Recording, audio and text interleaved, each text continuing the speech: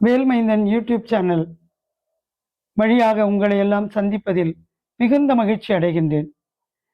மனித வாழ்க்கை எதை நோக்கி சென்று கொண்டிருக்கிறது? மனித வாழ்க்கையில் எதுவெல்லாம் கிடைக்க வேண்டும் என்று நாம் நினைக்கிறோம். மனிதனுடைய வாழ்க்கையில் நிம்மதி வேண்டும், மகிழ்ச்சி வேண்டும், ஆரோக்கியம் வேண்டும். மற்றவர்கள் பார்த்து இவர் நல்லவர் என்று சொல்லுகிற சொல் தான் வாழ்க்கையில் மிக முக்கியமானது. ஆனால் இன்றைய காலகட்டம் அதுவெல்லாம் மாறிக்கொண்டு வருகிறது. ஒரு மனிதனுக்கு எது இருந்தால் நிம்மதி என்று நினைக்கிறார்? பணம் இருந்தால் நிம்மதி கிடைத்து விடும் என்று நினைக்கிறார். புகழ் இருந்தால் நிம்மதி கிடைத்து விடும் என்று நினைக்கிறார். நிலங்கள் இருந்தால் நிம்மதி கிடைக்கும் என்று நினைக்கிறார். சொத்துக்கள் இருந்தால் நிம்மதி என்று நினைக்கிறார். மனைவி மக்களோடு வாழ்ந்து கொண்டிருக்கிற காலத்தில் மிக வசதியாக இருந்தால் நிம்மதி என்று நினைக்கிறார். தன் ஆயுட்காலத்திற்குள்ளாக ஒரு கல்யாண மண்டபத்தை கட்டி வைத்து விட்டால் அது மனிதனுடைய வாழ்க்கையில் நிம்மதி என்று நினைக்கிறார். இதுவெல்லாம் நிம்மதியை தருமா என்று சொன்னால் இது கேள்விக்குரிய. இது வாழ்க்கையில் நிம்மதியை தருமா என்று சொன்னால் பொருளாதாரத்தில் வேண்டுமென்றால் உயர்த்த முடியுமே தவிர நம் மனிதனுக்கு மனதிலே ஏற்படுகிற மகிழ்ச்சியையும் நிம்மதியையும் ஒரு நாளும் இது தர முடியாது. அதனால் தான் கவியரசர் சொன்னார், பணம் இருக்கும் மனிதரிடம் மனம் இருப்பதில்லை, மனம் இருக்கும் மனிதரிடம் பணம் இருப்பதில்லை என்று சொன்னார். பணத்தை வைத்துக்கொண்டு மட்டுமே வாழ்க்கையை செம்மையாக வாழ்ந்து விட முடியாது. அப்படி என்றால் நமக்கு நிம்மதி வேண்டும், மகிழ்ச்சி வேண்டும், மனைவி மக்களோடு அளவளாவிக் கொண்டு அன்பாக இருக்க வேண்டும் என்று சொன்னார். அடிப்படையிலே நமக்கு இருக்க வேண்டிய ஒன்று எது தெரியுமா? மனப்பக்குவம். மனப்பக்குவம் என்று சொன்னால் மனதை பக்குவப்படுத்தி கொண்டு வாழ்வது அல்ல. இன்றைய தினம் இதுவெல்லாம் கிடைத்திருக்கிறது. காலையில நல்ல உணவு கிடைத்திருக்கிறது, மதிய நேரத்தில் நல்ல அறுசுவை உணவு கிடைத்திருக்கிறது, இரவு நேரத்தில் பால் பழத்தோடு உணவு கிடைக்கிறது, மதியம் நேரத்திலே 1 மணி நேரம் தூங்குவதற்கு நேரம் கிடைக்கிறது, இரவு 10 மணிக்கு படுத்த உடனேயே உறங்கி போய் விடுகிறோம் என்று சொன்னால் இதுதான் வாழ்க்கையில் இறைவனால் நமக்கு கொடுக்கப்பட்ட மிகப்பெரிய நிம்மதி. இந்த நிம்மதியை பணத்தை வைத்துக்கொண்டு, பொருளை வைத்துக்கொண்டு, சொத்துக்களை வைத்துக்கொண்டு நாம் அடைய முடியாது. அப்படி என்றால் மன நிம்மதி அடைய வேண்டும் என்று சொன்னால் இந்த பிறவியில் சிலவற்றை நாம் மிகச் சரியாக செய்ய வேண்டும். மிகச் சரியாக செய்ய வேண்டும் என்று சொன்னால் என்ன? உள்ளொன்று வைத்து புறமொன்று பேசாமல் இருக்க வேண்டும், மற்றவர்களை குறை சொல்லாமல் இருக்க வேண்டும், மற்றவர்களை பார்த்து பொறாமைப்படாமல் இருக்க வேண்டும், மற்றவர்களை பார்த்து எதிரியாக நினைக்காமல் இருக்க வேண்டும்.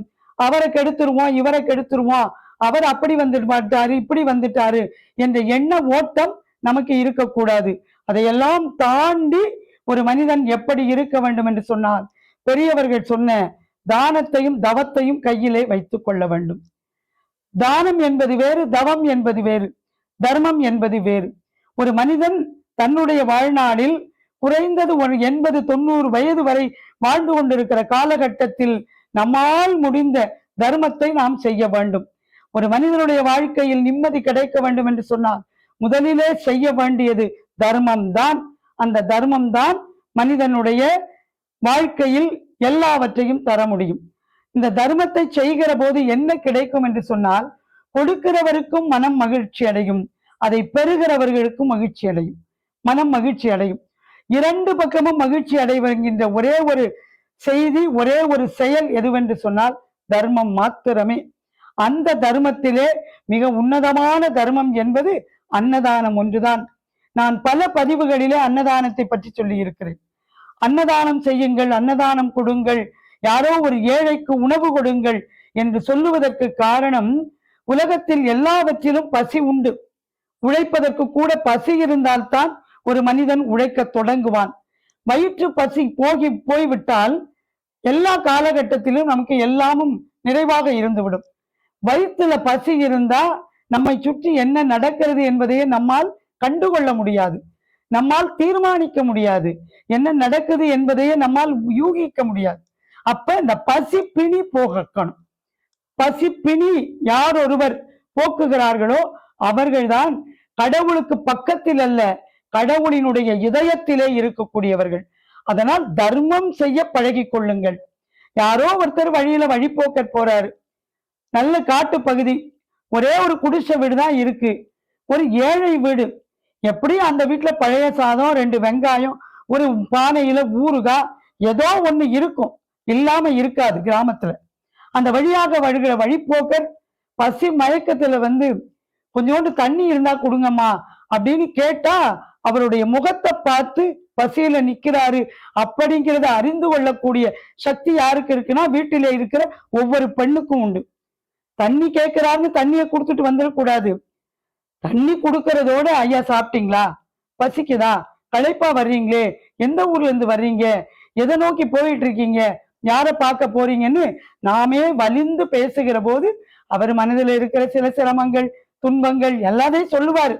நமக்கு கேட்டுக்க முடிஞ்சா கேட்டுக்கணும், கேட்டுக்க முடியலன்னா பரவாயில்லைங்கய்யா, பசிக்குதா, ஆகாரம் தரேன் சாப்பிட்டுட்டு போங்க. அவருக்கு நீங்க தலவாழை இலை போட்டு 6 சுவை உணவு கொடுக்க வேண்டியதில்லை. ஒரு கலையத்துல பழைய சாதம் போட்டு ஒரு உப்பு ஊறுகாயும் போட்டு கொஞ்சோண்டு மோர் ஊத்தி நல்ல கரண்டியில கரைச்சிட்டு ஒரு 2 டம்ளர் நீங்க கொடுங்க. நடந்து வந்த களைப்பில் எதிரிலே வருகிறவர்கள் கூட தெரியாமல், பக்கத்திலே வருகிறவர்கள் கூட தெரியாமல் மயக்கத்திலே தள்ளாடுகிறவருக்கு அந்த 1 டம்ளர் கஞ்சி தண்ணி உள்ள போனவன்னு கொஞ்சம் தெம்பு வரும். அதுக்கப்புறம் இன்னொரு டம்ளரை வாங்கி குடிக்கும் போது உடம்பிலே முழுவதுமாக தெம்பு வரும். அப்ப சொல்லுவார், என் மக வீட்டுக்கு போறேம்மா, என் பேரம்பேத்திய பார்க்க போறேம்மா. சில சிரமமான சூழ்நிலைகள் இருந்தா கூட குழந்தைங்களை பார்க்க வேண்டியது நம்முடைய கடமை இல்லையா, நம்முடைய உரிமை இல்லையா, நம்முடைய அன்பு இல்லையா, அதனால போற வழியில ஏதாவது வாங்கிட்டு போவோன்னு போறேம்மா அப்படின்னு சொல்லிட்டு சொல்லுவாரு, மயக்கமா வந்தேம்மா, பசி மயக்கம், பசி வந்துட 10ம் பறந்து போகும், பசி வந்துருச்சு, மீற முடியல, தவிர்க்க முடியல. அந்த நேரத்துல மகராசி 2 டம்ளர் கஞ்சி கொடுத்து என் வயிற்று பசியை தீர்த்துட்டீங்க, நீங்க நல்லா இருக்கணும், உங்க குடும்பம் நல்லா இருக்கணும், உங்க பரம்பரையே நல்லா இருக்கணும்னு வழிபோக்கராக வருகிற ஒருவர் சொல்லுகிறார் என்றால் அதுதான் தர்மத்தினுடைய உயர்ந்த நிலை. அந்த தர்மத்தை யார் செய்வதற்கு முன் வருகிறார்களோ, முதலில் நிற்கிறார்களோ அவர்கள் இறைவனோடு ஐக்கியமாகி விடுவார்கள். இறைவன் பக்கத்திலே நிற்பான். இந்த தர்மம் யார் கொடுத்தார்களோ உணவு, அவர்களுக்கு ஒரு சிரமமான சூழ்நிலை துன்பகரமான சூழ்நிலை வருகிற போது இந்த தர்மம் அவர்களை தலை காக்கும். அதனால்தான் தர்மம் தலை காக்கும் என்று சொன்னார்கள். எனவே பெரியோர்களே, தர்மத்தை செய்ய பழகி கொள்ளுங்கள், குழந்தைகளுக்கு சொல்லிக் கொடுங்கள், வருகிறவர்களுக்கு தர்மம் செய்ய வேண்டும். ஒரு குழந்தைக்கு பென்சில் இல்லைன்னா பென்சிலாவது வாங்கி கொடு, பேனா வாங்கி கொடு, ஒரு நோட்டு வாங்கி கொடு, ஆடை இல்லையா ஒரு ஆடை வாங்கி கொடு என்று பெற்றோர்கள் சொல்லி சொல்லி சொல்லி சொல்லி ஒரு குழந்தையை வளர்க்கிற போது தாய் 8 அடி பாஞ்சா குட்டி 16 அடி பாயும் என்று சொல்லுவார்கள். நீங்கள் ஒரு தர்மம் செய்தால் உங்களுடைய பிள்ளைகள் 2 தர்மம் செய்வதற்கு காத்து கொண்டிருக்கிறார்கள். எனவே மனதிலே வைத்துக் கொள்ளுங்கள், தர்மம் செய்வதற்கு பழகி கொள்ளுங்கள். தர்மம் தான் இந்த உலகத்தில் மிகச்சிறந்த உயர்ந்த நிலையிலே இருப்பது. எனவே தர்மம் செய்வோம், மக்களை வாழ வைப்போம். வேல்மைந்தன் யூடியூப் சேனலை சப்ஸ்கிரைப் செய்து ஆதரவு தர வேண்டும். நன்றி, வணக்கம்.